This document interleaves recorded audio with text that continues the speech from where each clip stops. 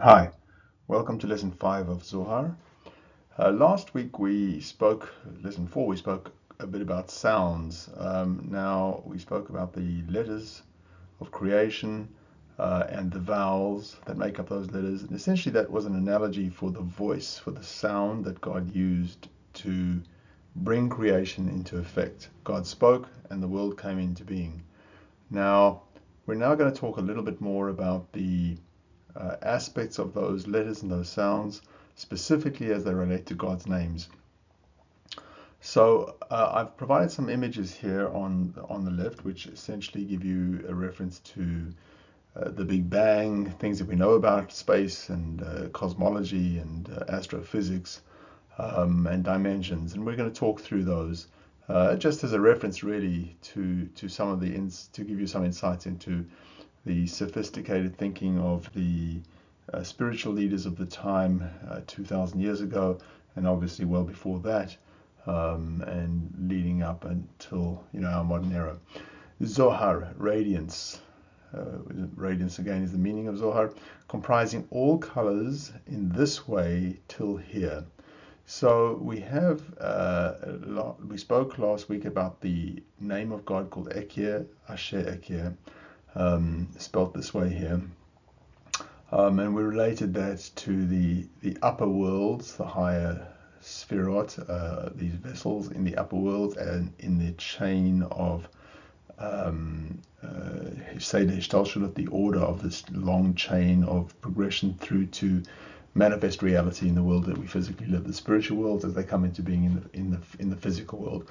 And these worlds are represented here in this two-dimensional image, but of course you can imagine these worlds in a sense being part of the cosmology, part of quantum physics, part of the emergence of the deeply spiritual into the manifest reality in which we live.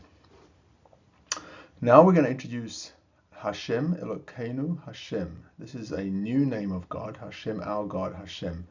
The name Hashem, which is spelled Yud K Vav K here, is represented here, Yud K Vav K, Yud, Hey, a Vav, and a Hey. Now those letters are the unpronounceable tetragrammaton, the unpronounceable name of God. Essentially have various meanings. 3 rungs corresponding to the supernal mystery. Bereshit, bara, Elokim, in the beginning God created.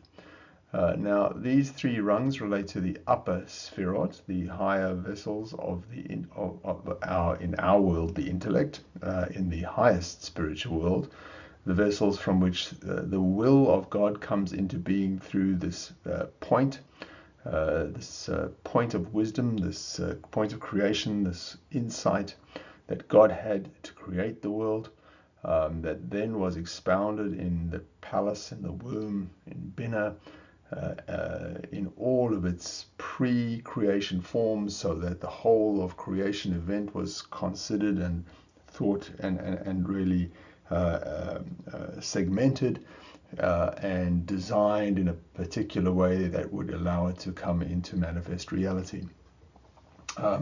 And this, of course, is related to the higher worlds, and then, of course, there's this chain of progression through to reality in which we live. Now, we spoke about Ekir, Asher, Ekir.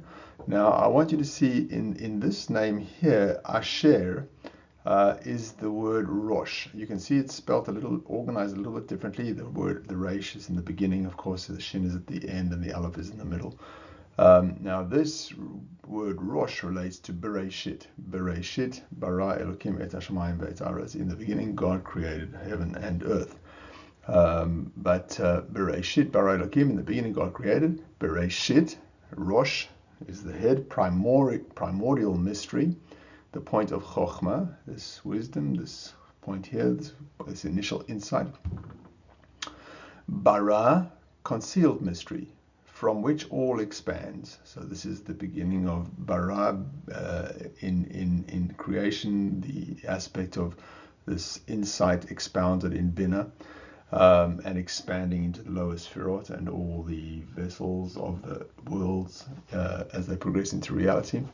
Elokim, mystery, sustaining all below. This is the birth of the emotional, in our terms, the emotional characteristics, our emotions, the birth of love, of kindness and judgment and balance and endurance and majesty, or different words of expressing those.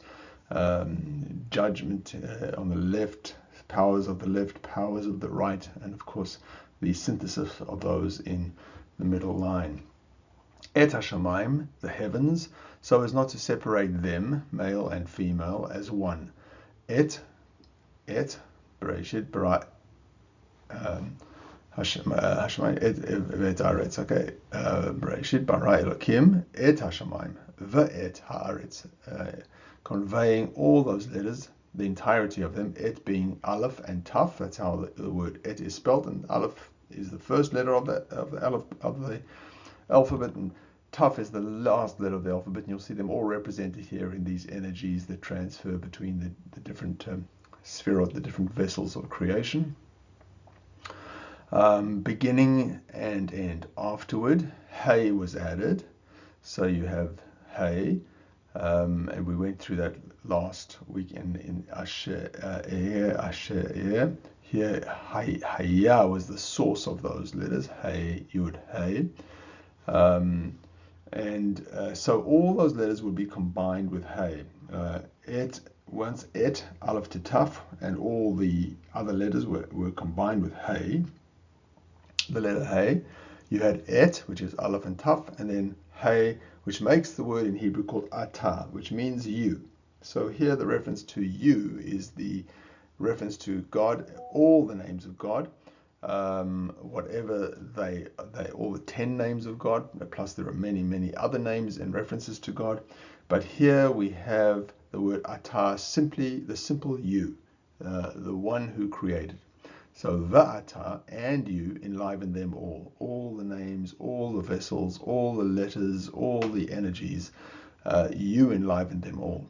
Et is mystery of Adonai, which is another name of God, Lord, meaning Lord, and so it is called. Shekhinah. So the Adonai is the lowest vessel from the highest vessel, which is called Keter, which is Hashem, Elohim Hashem, to Adonai, which is the lowest vessel in that world, which gives rise to the highest vessel in the world below, which gives rise to the lowest vessel, and then so on through this chain. And that is known as Shekhinah, which is really Shchuna, in Hebrew means neighborhood, gathering. It's the place where all of these energies are gathered ultimately together to give life, so to speak.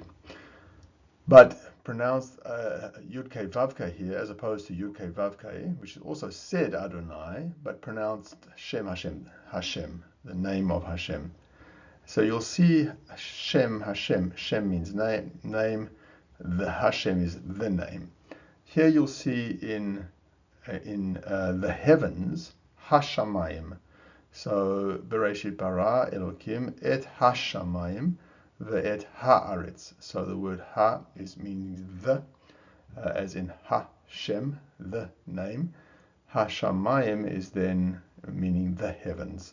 And you'll see similarities between Hashem, even though it's spelled here in English, and Hashamayim, or transliterated here in English, and Hashamayim also transliterated.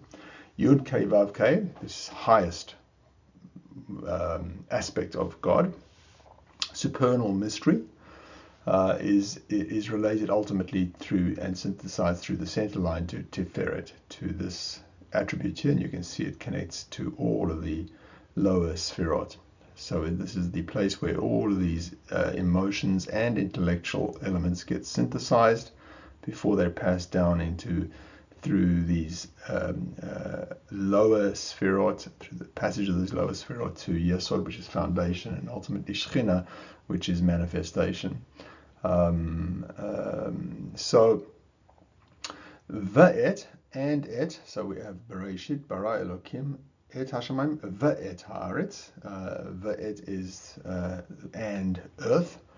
Array of male and female. This is the Tiferet associated with all of the lower emotive attributes, the attributes that give rise to motion, to through the Yesod, through the lower organ. Essentially here referenced often in Zohar through the sexual organ, to bring into the womb through the birth of physical birth, as well as in spiritual birth, and as well as in all aspects of coming into being of the intellect and the emotions synthesized and then brought into reality. The earth, Elohim, as above, generating fruit and verdure being the green of the earth, and the name is embraced on three sides branching from there variously. The three sides here often is referred to as the triad, which is either Keter, Chochmah, and Bina, or Keter, Chochmah, and Tiferet. And these three, it always takes three of these to really create a synthesis and the beginnings of emergence in the physical world.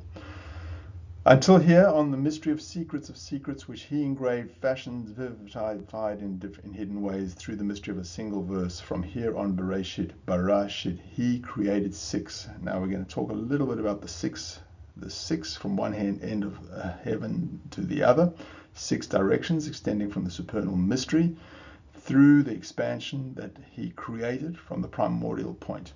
The primordial point being in Chochmah. And you can see here Yud, Hey, Vav, Yud, Vav, Yud, Hey. These are the different manifestations of God's name, being Yud, Hey, and Vav. Of course, there's a lower Hey repeated. But these are the 6 ways that name can be spelled, and they represent all of the dimensions: east, west, north, south, up, and down. And they represent those in this spatial form, giving rise from the early Sphirot, these colors that come into being, the supernal point, the beginning of the expansion of expansion. Now, Barai created expansion of a single point on high. Here he engraved the mystery of the name of 42 letters. Now, this is a prayer called Anabakoach. It's said every day, many times in each day. It's represented, you can see Aleph, Bet, Gimel, Yud, Tei, Tav. Each of the first letters of every name in this prayer, each letter represents or the combination of each letter in each line represents an aspect of God's name. And there are 6 times 7, 42 letters that make up these different names of God. 6 being Yesod and 7 being Shechina. These are the 2 attributes that ultimately bring this upper world, emotional and intellect, into being in the real world manifest reality. Gone over time. We'll speak to you in the next lesson. Thank you.